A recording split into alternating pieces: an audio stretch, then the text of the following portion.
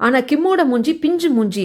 யாருமே கண்டிப்பா இவனை வேலைக்கு எடுத்துக்க மாட்டாங்க. அந்த மாதிரி ஏஜென்சில வேலை செய்யணும்னா ரகடா இருக்கணும் அப்படிங்கிறதுக்காக ஹேர் கலர் எல்லாம் பண்ணி புள்ளிங்கோ கெட்டப்ல மாத்தி விட்டுடுறாங்க. இந்த கெட்டப்ல பார்த்ததும் அந்த ஏஜென்சியை சேர்ந்த அந்த ஆளும் வேலைக்கு எடுத்துக்கிறான். ஃபீல்டு ஒர்க்குக்காக கூட்டிட்டு போகவும் செய்யறான். அங்க நடக்கிற அநியாயத்துல கிம் பார்க்கவும் செய்யறான். அவங்க கூட கிம் நல்லா செட் ஆனதுக்கு அப்புறமாக ஒரு நாள் இவங்க ஆஃபீஸில் இருக்க மாட்டாங்க அப்படிங்கிற நியூஸ் கிம்முக்கு கிடைக்குது. அது ஹீரா கிட்ட பாஸ் பண்ணுறப்போ அந்த சந்தர்ப்பத்தை பயன்படுத்தி நமக்கு ஏதாவது எவிடன்ஸ் கிடைக்குதான்னு பார்க்கலாம் அப்படின்னு சொல்லிட்டு போகிறாங்க. எவிடன்ஸ் ஏதாவது கலெக்ட் பண்ணுறதுக்குள்ள போனவங்க ரிட்டர்ன் வந்துடுறாங்க. கிம் இன்ஃபார்ம் பண்ணுறான். உடனே ஜன்னலுக்கு வெளியே வந்து ஒளிஞ்சுக்கிறான். இவங்க பேசுறது என்ன ஏதுன்னு கேட்குறா. இந்த ஏஜென்சியில் ஹெட்னு ஒருத்தர் இருப்பான்.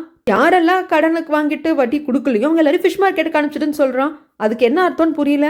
ஆனால் யாரோ தங்களை வந்து அந்த விண்டோக்கு வெளியிருந்து பார்க்குறாங்கன்னு புரிஞ்சிடுது. அதை நோட்டீஸ் பண்ணது ஹீரா அங்கிருந்து தப்பிக்கிறப்ப கீழே விழுந்து கால் மடங்கிடுது. அந்த இடத்துல மைக் பைக்ல வந்து ஹெல்ப் பண்ணி காப்பாற்றி கூப்பிட்டு போறான். இங்கிருந்து யாரோ போறாங்க அப்படின்னு தெரியுது, யாருன்னு தெரியல. கடைசியில் அங்கே இருக்கிற கேமரா வச்சு கண்டுபிடிச்சிடுறாங்க. ஹீரா ஒரு புக் எழுதி ரிலீஸ் பண்ணியிருப்பான். ஹீரா மேலே குற்றச்சாட்டுகள் வந்ததுக்கு அப்புறமாக புக்கை வாங்கிட்டு போன மக்கள் எல்லாம் அந்த ஸ்டோர்லேயே திருப்பி கொடுத்து எங்களுக்கு ரீஃபண்ட் கொடுங்கன்னு கேட்டிருப்பாங்க. ஸோ பப்ளிஷ் பண்ண கம்பெனியும் வேற வழி இல்லாமல் உங்களுக்கு பணத்தை திருப்பி கொடுக்கணும் அப்படிங்கிறதுக்காக இன்சூரன்ஸ் கிளைம் பண்ணியிருந்திருப்பாங்க. அதையும் தாண்டி அவங்களுக்கு பணம் எச்சா போயிருந்திருக்கும். அது ஹீரா கிட்ட இருந்து வாங்க முடியாம இந்த கலெக்ஷன் ஏஜென்சி கிட்ட கொடுத்துருப்பாங்க. அதனால தான் இந்த கலெக்ஷன் ஏஜென்சியை சேர்ந்தவங்க ஹீராவுக்கு கால் பண்ணியிருப்பாங்க. இந்த மைக்கை விட்டு நீ கால் அட்டன் பண்ணல அப்படிங்கிறதுக்காக கத்தியால குத்த வச்சிருப்பாங்க. ஹீரா டைரக்டா பணம் வாங்கலாம், ஆனா இன்டைரக்டா ஹீராவை மாட்டி விட்டாங்க.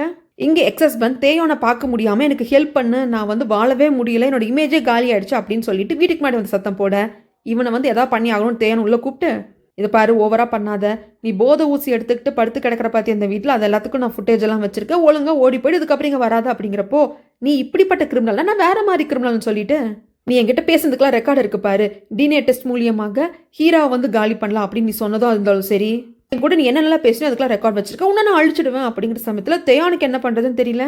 தன்னோட பொண்ணான தேயோன் இந்த லாயரை போய் அடிக்கடி பார்த்துட்டு வரா அப்படின்னு தெரிஞ்சதும் இந்த லாயரை கூப்பிட்டு தேயனோட அப்பாவான சேர்மேன் பேசுறாங்க.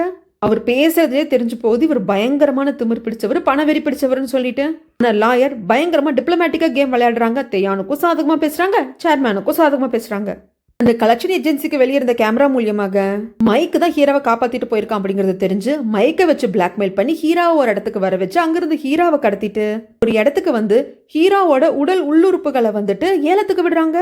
பொண்ணோட ஹார்ட் இந்த ரேட்டு, கிட்னி இந்த ரேட்டுன்னு சொல்லிட்டு அப்புறம் தான் தெரிய வருது ஃபிஷ் மார்க்கெட் அப்படின்னா இதுதான் அப்படின்னும், இவங்க மனுஷங்களை தான் ஃபிஷ் மார்க்கெட்டுக்கு அனுப்புறானுங்க அப்படிங்கிறதும் புரிய வருது.